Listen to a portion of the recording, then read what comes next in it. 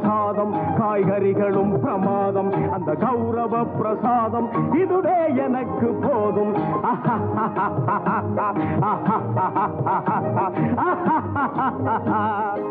Hi friends, welcome to Alli's Darbar. இந்த நாள் இனிய நாளாக அமைய வாழ்த்துக்கள். நான் எப்பொழுதுமே வருஷம் எங்கள் வீட்டில் வரலட்சுமி நோன்பு ரொம்ப சிறப்பாக செய்வேங்க. என்னால் முடிஞ்ச வரைக்கும் நான் ஒரு வருஷமும் என்னுடைய வரலட்சுமி நோன்பு பூஜாவை என்னோடய சேனலில் நான் அப்லோட் பண்ணியிருக்கேன். அதோட லிங்க் எல்லாமும் நான் கொடுக்குறேன். இப்போ இந்த வரலட்சுமி நோன்புக்கு தேவையான அம்மன் அலங்காரங்களை எல்லாம் ஆரம்பிச்சிருக்கேங்க. இந்த வருஷம் நான் புதுசாக வாராகி அம்மனை அலங்காரம் பண்ண போகிறேங்க. அதுவும் நான் வருஷம் வெள்ளியிலேயே முகம் வச்சுருக்கேங்க. அதையும் நான் அலங்காரம் பண்ண போகிறேன். ஸோ இப்போ ஒன்று ஒன்றா எல்லாம் நான் ரெடி பண்ணிகிட்ருக்கேங்க. இப்போ இந்த அம்மனுக்கெல்லாம் அலங்காரம் பண்ணுறதுக்கு தேவையான ஜுவல்லரிஸ், அசசரிஸ், காசு மாலை, தாலி, பொட்டு எல்லாம் ரெடி பண்ணி வச்சுருக்கேங்க. மாலை எல்லாம் நான் ஸ்டெப் பை ஸ்டெப்பாக ஒன்று ஒன்றா நான் எல்லாம் அலங்காரம் பண்ணிவிட்டு உங்களுக்கு நான் வீடியோ போடுறேன். அண்ட் மோரோவர் இங்கே பாருங்கள், இப்போல்லாம் கடைகள்லாம் இந்த அபய முத்திரையோட நிறையா அம்மன் டால்ஸ் எல்லாம் சின்னதுலேருந்து பெருசு வரைக்கும் நிறையா விற்கிது பாருங்கள். அந்த மாதிரி அந்த அம்மன் டால் நான் வச்சுருக்கேங்க வீட்டில். இப்போ அதுக்கு தான் நான் எல்லாம் சுத்தம் பண்ணிவிட்டு ஒரு ஈர துணியால் நல்லா தொடச்சிட்டு ப்ரஷ் பண்ணிவிட்டு இப்போ எல்லாம் அலங்காரம் பண்ணிகிட்ருக்கேங்க. ஃபஸ்ட்டு பாவாடை கட்டிட்டேன். நான் ஆல்ரெடி இந்த கழுத்தில் எப்பொழுதுமே அதுக்கு தாலி ரெடியாக கட்டி வச்சுருப்பேங்க. அதை கழட்ட மாட்டேன். நான் ஒரு வருஷமும் அலங்காரம் பண்ணும்போது அதை அப்படியே வச்சுட்டு தான் நான் டாலை எடுத்து வச்சுக்குவேன். மித்ததெல்லாம் தான் நான் பிரிச்சுட்டு திருப்பி ஒரு வருஷமும் நான் புதுசாக அலங்காரம் பண்ணுவேன். ஸோ இப்போ இந்த வருஷமும் அது மாதிரி தான் பொம்மையெல்லாம் நல்லா சுத்தம் பண்ணிவிட்டு புது பாவாடை ஆரஞ்சில் க்ரீன் சூப்பராக இருக்குதுங்க, செமையாக. எல்லாமே கடைகளில் விற்கிதுங்க. சென்னையாக இருந்தீங்கன்னா விஜயா ஸ்டோர், கிரி ட்ரேடர்ஸ், மற்ற இதர கடைகள்லாம் நிறையா இருக்குது. பாரிஸ் போனீங்கன்னா அப்படியே குமிச்சு வச்சுருப்பாங்க.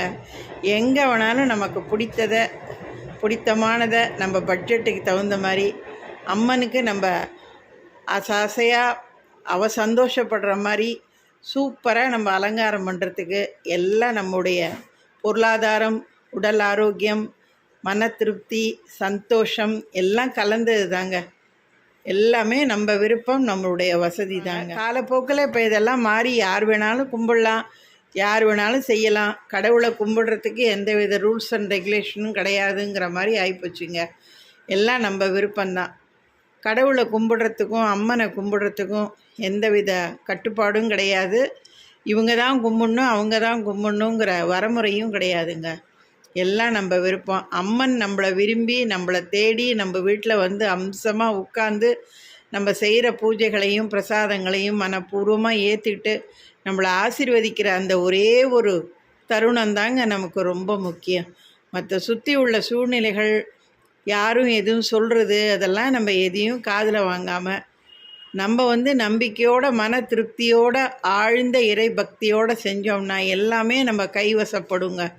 நான் இதை எத்தனையோ வருஷமாக நான் இதை செஞ்சிகிட்ருக்கேன். 1 வருஷம் 2 வருஷம் இல்லைங்க, கிட்டத்தட்ட ஒரு 15 வருஷத்துக்கு மேலே நான் செஞ்சிகிட்ருக்கேங்க. எனக்கு அம்பாள் பரிபூர்ண அருளாசி கொடுத்து என்னையும் என் குடும்பத்தையும் என் கணவர், என் பிள்ளைங்க, என் பேர பிள்ளைங்கன்னு எல்லாரையும் அம்சமாக வாழ வச்சிட்ருக்காங்க. டச்சுட், அதில் எந்தவித சந்தேகமும் இல்லைங்க. ஸோ என்னுடைய வரலட்சுமி நோன்புக்கு உண்டான எல்லா ப்ரிலிமினரி ஒர்க்கையும் நான் இப்போ ஆரம்பிச்சிட்டேன். ஃபஸ்ட்டுங்க, நான் உங்கள்கிட்ட சொன்ன மாதிரி அந்த அம்மனுக்கு பாவாடையெல்லாம் கட்டி கழுத்துக்கு நெக்லஸ் எல்லாம் போட்டு கைகளில் அந்த அபய கைகளில் எல்லாம் அந்த கல் இதெல்லாம் வச்சு ஒட்டி ரெடி பண்ணியிருக்கேங்க. அடுத்தது கழுத்தில் காசு மாலை, அந்த சைடில் தோளில் தொடுப்புன்னு சொல்லுவாங்க, அதெல்லாம் பண்ணிட்டுங்க. வாராகி முகத்தை ஒரு குச்சியில் வச்சு கட்டி அது கழுத்து இருக்குங்க. அந்த கழுத்தில் அந்த வாராகியை வச்சு இந்த ஸ்டாண்டு மாதிரி தெரியுது பாருங்கள், நீட்டாக. அது இப்போல்லாம் எல்லா கடைகள்லேயும் கிடைக்குதுங்க.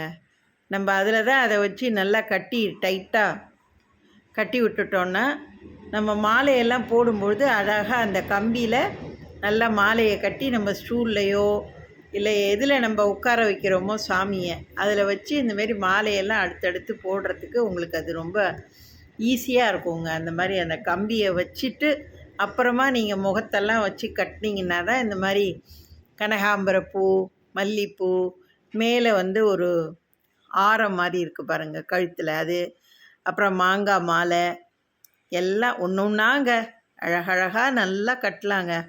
இதெல்லாம் இப்படி கட்டுங்க அப்படி கட்டுங்கன்னு சொல்கிறத விட நம்மளா கற்பனை பண்ணி கட்டுறது தாங்க. இப்போ அடுத்தது நீங்கள் பார்க்குறது அந்த வெள்ளி முகம் காமிச்சேன் இல்லையா உங்கள்கிட்ட, அந்த அம்மனை தேங்காயில் வச்சு கட்டி வச்சுருக்கேங்க. கழுத்தில் வந்து நான் ரியல் தாலி காசு நான் கட்டியிருக்கேங்க. எங்கள் முறைப்படி எங்கள் வழக்கப்படி எங்கள் இனத்தில் நாங்கள் எப்படி பெண்கள் தாலி அணிவோமோ அதே மாதிரி தாலி பவுன்லேயே வாங்கி செஞ்சு மஞ்சள் கயிறில் கட்டி வருஷா வருஷம் அம்பாளுக்கு அதை நான் கழுத்தில் கட்டி விடுவேங்க. காசு மாலை வாங்கி வச்சுருக்கேன்.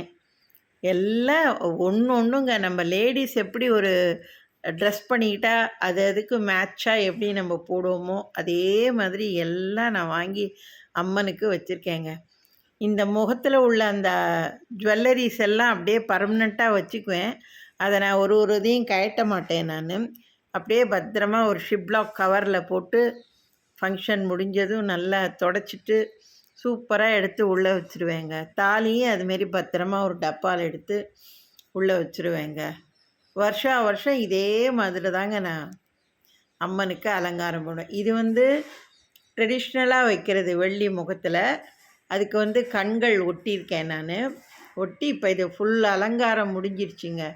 இதை நான் வந்து வரலட்சுமி நோன்பு அன்னைக்கு காலையில் இந்த 6 to 7 சுக்கிரஹோரையில் நம்ம வீட்டு வாசல் படியில் வெளியில் அம்பாளை நம்ம அமர வச்சு அவங்களுக்கு எல்லாம் நம்ம எப்படி ஒரு சுமங்கலியை வீட்டுக்கு நம்ம கூப்பிட்டா எப்படி முறையாக வெத்தலை, பாக்கு, பழம், மஞ்சள், குங்குமம், பூ, சீப்பு, கண்ணாடின்னு எல்லாம் கொடுத்து அவங்களுக்கு ஏதாவது ஒரு பிரசாதம் ஒன்று கொடுப்போம் இல்லையா, அது மாதிரியே தாங்க ஒரு சுமங்கலியை எப்படி நம்ம வீட்டுக்கு கூப்பிடுவோமோ அதே மெத்தடு தான். அதில் துளி கூட மாற்றம் இல்லை.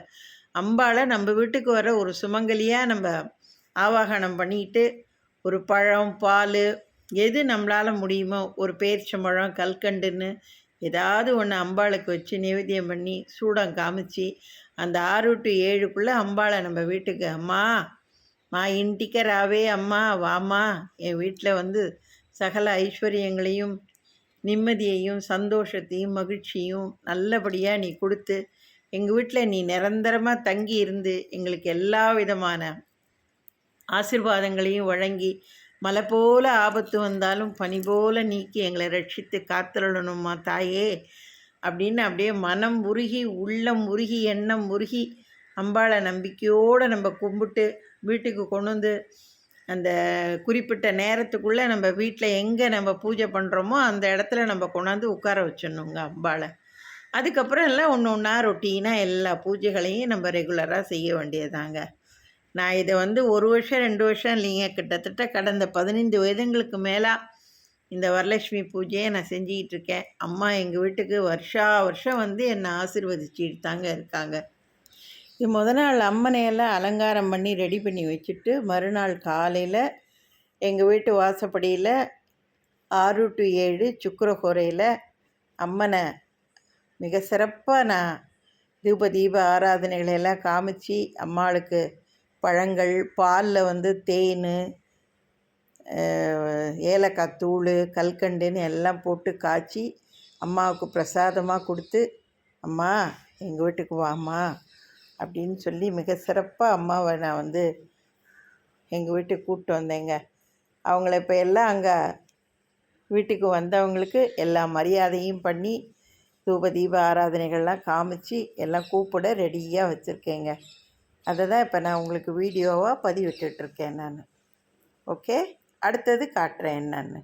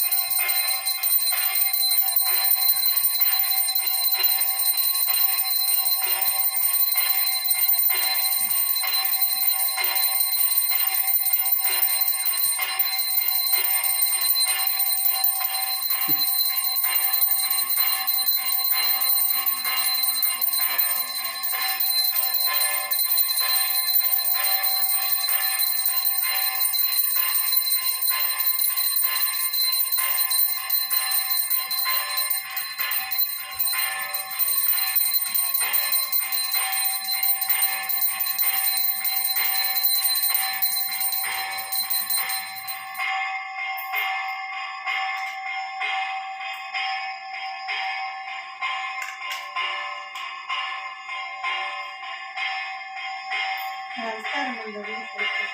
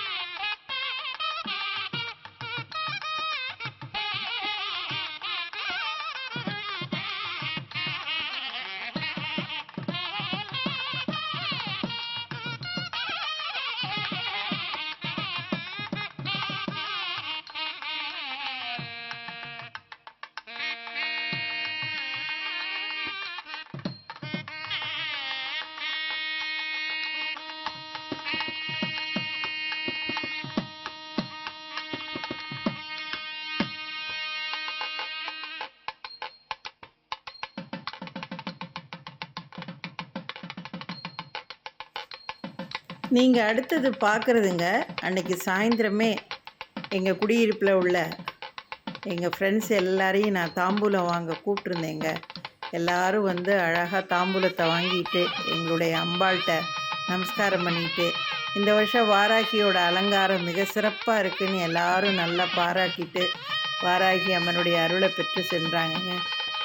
ரொம்ப அருமையாக அமைஞ்சுதுங்க. நல்லா அம்பாளோட பரிபூர்ண கடாட்சமும் ஆசீர்வாதமும் எனக்கு மிகப்பெரிய கருணையும் மிகப்பெரிய கொடையாகவும் இருந்ததுங்க.